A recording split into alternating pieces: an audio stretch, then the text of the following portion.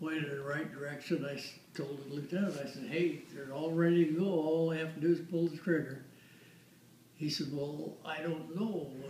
I says, well, you're either a hero today or you're going to go to jail, one or the other. I says, take your choice. And he just laughed. He said, well, we'll just have to wait and see if it's a friendly plane or if it's an enemy, you know.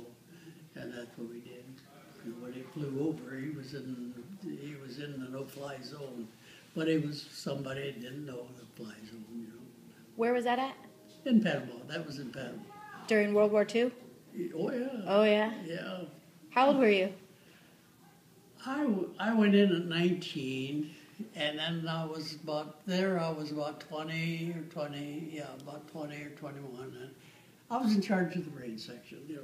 I had gone to school. Matter of fact, when war broke out, I was in school, doing the whole range section thing, learning everything that you need to know about a range section.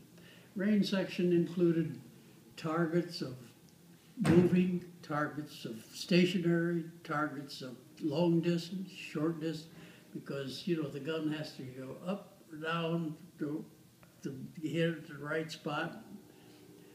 And then if the target's moving, then you have to have that speed. And if it's at an angle, the speed changes. It really gets complicated. And, wow.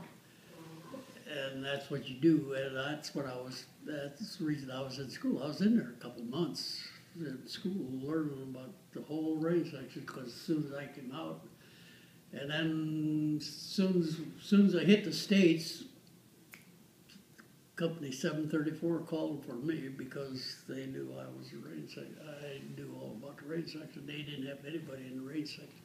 We had 490 millimeter guns that nobody knew anything about. They had gun sergeants. All they knew how to do was tell the guy how to push it in and pull the lanyard. So one time when we was practicing, I went over to one of the guns. I said, I'm going to shoot this thing once myself. And of course I was a sergeant because the guy, private, could argue with me. He said, yeah, help yourself. So the guy lays up the shell, I push it in and I pull the lanyard. Hey, that's fun, let's do another one.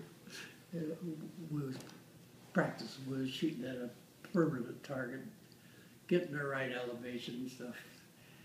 But my computer was like, the actual computer was that square, and it stood about that high, and it had real short legs on, and it was in an enclosed trailer. And then all the cables came into that, my radar cables, and all of my cables come in. And all my cables went out from there to the guns, because when I set it on the computer, it automatically, the gun would point wherever I had it on the computer. Wow. So that's what a range sergeant does, you know. So anyhow, and I had a platoon of people. And how old were you when you did that? 19? 20. Well, when I went in, I was 19, but I learned all of these things.